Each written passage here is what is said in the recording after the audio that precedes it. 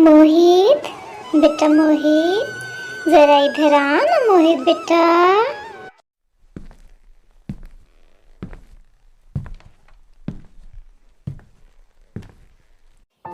हाँ दादी माँ, क्या बात है? बेटा देखना जरा, मेरा सुई धागा नहीं मिल रहा है, जरा ढूंढ दे बेटा। दादी माँ, सुई धागे का क्या करोगी?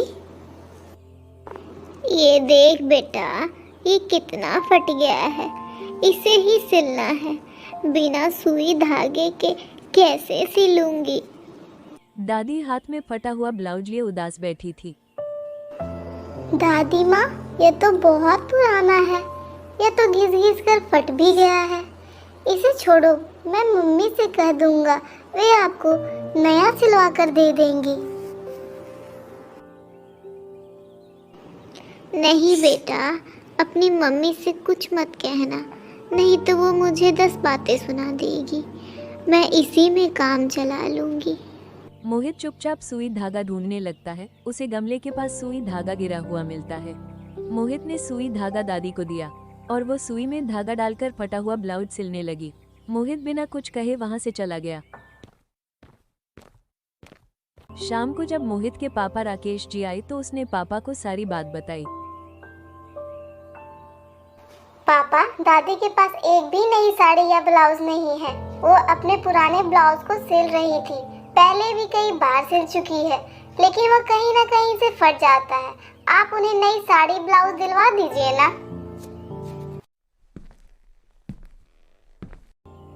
सुधा, सुनो, माँ के लिए एक साड़ी ब्लाउज ला देना। मोहित ने उन्हें फटे कपड़े सिलते देखा है। तुम्हारी माँ तो जानबूझकर बच्चे को दिखाने के लिए ये सब करती है कि देखो मुझे कितना परेशान किया जा रहा है। तुम्हारा मन करे तो पूरा घर लुटा।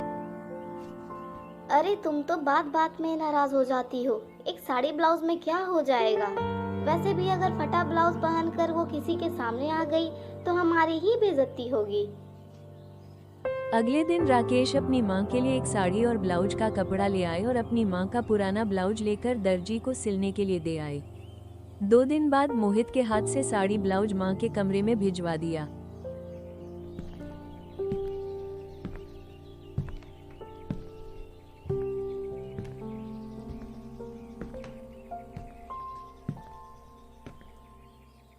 कितना अच्छा होता अगर मेरा बेटा या बहू कोई इसे अपने हाथों से देता। यहाँ के नौकर को भी अपने हाथों से कपड़े और इनाम देते हैं। दादी माँ, देखिए आपके लिए क्या आया है। दादी, आप इसे पहन कर दिखाओ। मैं पापा का मोबाइल लाकर आपकी एक फोटो लेता हूँ। आप इसमें बहुत सुंदर दिखोगी। दादी ने साड़ी निकली तो देखा वो एक सस्ती सी सूती साड़ी थी। एक बार तो उनका मन किया कि इसे वापस कर दे, लेकिन अपने 5 साल के पोते के चेहरे पर जो खुशी थी उसकी खातिर उन्होंने वो लेकर रख ली। दादी माँ, आप पहन कर दिखाओ ना। बेटा, कल नहाकर पहनूंगी। नया कपड़ा नहाकर पहनना चाहिए। कुछ देर तक मोहित दादी के पास खेलता रहा, फिर उनके पास ही सो गया। कुछ देर में सुधा मोहित को लेने आई।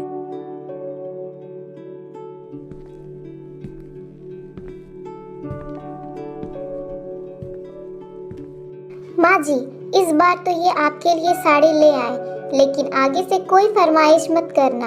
हम आपको रख रहे हैं, यही काफी है। छोटे बच्चे का सहारा लेकर हमें परेशान मत कीजिए। बहू, मैंने तुमसे कोई साड़ी नहीं मांगी थी। ले जाओ अपनी साड़ी, मैं जैसे तैसे काम चला लूंगी। पहले तो आप नाटक करती हैं, अब नखरे दिखा रही हैं। अब ये साड़ी वापस ले जाऊंगी तो घर में कलेश हो जाएगा। आप ही रखिए इसे। सुधा के जाने के बाद दादी रोने लगी। एक समय था जब उनके पति मोहित के दादा जिंदा थे। तब हमेशा बनारसी साड़ी पहनती थी, सज संवर कर रहती थी। घर का सारा काम नौकर चाकर करते थे। उनके मरते ही सारा व्यापार राकेश के हाथों में चला गया। तब से उनके बुरे दिन शुरू हो गए। अगले दिन मोहित की जिद पर दादी ने नई साड़ी पहनी, जिसे पहनने का उनका बिल्कुल मन नहीं था।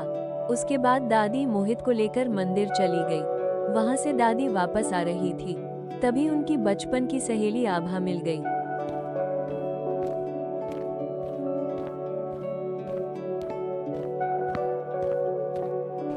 कैसी है बहन? आज तो नई साड़ी में बड़ी अच्छी लग रही है। दादी आभा के साथ मंदिर की सीढ़ियों पर बैठ गई। मोहित पास ही में खेल रहा था। दादी ने कल की सारी बात आभा को बता दी। तू तो बेकार घर गृहस्थी में पड़ी है। इतनी बेइज्जती कराने से अच्छा है मेरे साथ चल। मैं वृद्धा आश्रम में रहती हूँ, पूरे मान सम्मान के साथ। वहाँ सभी का आदर सम्मान होता है। हर महीने कोई ना कोई आकर कपड़े, खाने का सामान, दवाइयाँ देकर चला जाता है। हमारे जैसे बहुत से लोग हैं, वहीं चल। बात तो तेरी सही है। क्या वो लोग मुझे रख लेंगे? हाँ हाँ, क्यों नहीं, मैं बात कर लूंगी। तू कल आ जाना। जगह तो तूने देखी ही है। मोहित सारी बातें गौर से सुन रहा था। आभा जी के जाने के बाद वो दादी के पास आ गया। दादी माँ, क्या तुम मुझे छोड़कर चली जाओगी? बेटा, मैं यहीं पास में ही तो हूँ। जब तेरा मन करे अपने मम्मी पापा के साथ मुझसे मिलने आ जाना।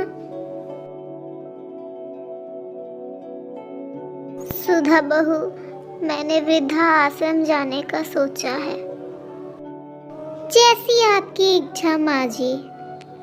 दादी अपना सारा सामान लेकर वृद्ध आश्रम पहुंच गई। दोपहर को जब मोहित आया तो दादी अपने कमरे में नहीं थी। मम्मी, दादी कहाँ है? तेरी दादी अपनी मर्जी से गई है। मैंने उन्हें जाने को नहीं कहा था। राकेश जी, आपकी माँ के तो ड्रामे ही खत्म नहीं हो रहे हैं।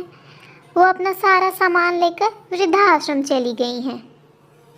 माँ के जाने से राकेश और सुधा को कोई फर्क नहीं पड़ा, लेकिन मोहित बहुत उदास रहने लगा। कई दिन बीत गए। मोहित ना ढंग से खाना खाता था, ना खेलता था। एक दिन वह दादी से मिलने की जिद करने लगा। हर घर राकेश और सुधा मोहित को लेकर दादी से मिलने पहुंचे। दादी से मिलकर मोहित बहुत खुश हुआ। फिर वो दादी के साथ मैनेजर के कमरे में गया। राकेश और सुधा भी पीछे पीछे पहुंच गए। क्या मैं भी यहाँ दादी के साथ रह सकता हूँ? नहीं बेटा, यहाँ वही लोग रहते हैं जिन्हें उनके घर वाले निकाल देते हैं। तो फिर आप मेरी मम्मी पापा को रख लीजिए। दादी को मैं अपने साथ ले जाता हूँ। वैसे भी बड़े होकर मैं इन्हें घर से निकाल दूंगा, क्योंकि ये मेरी दादी को अपने साथ नहीं रखना चाहते हैं। ये सुनकर राकेश और सुधा को गहरा धक्का लगा। राकेश और सुधा को अपनी गलती का एहसास हुआ। मोहित ने दोनों की आंखें खोल दी। राकेश और सुधा दोनों ने अपनी माँ से माफी मांगी। राकेश अपनी माँ को घर ले आए। सुधा उनकी जी जान से सेवा करने लगी। पूरा परिवार खुशी खुशी रहने लगा।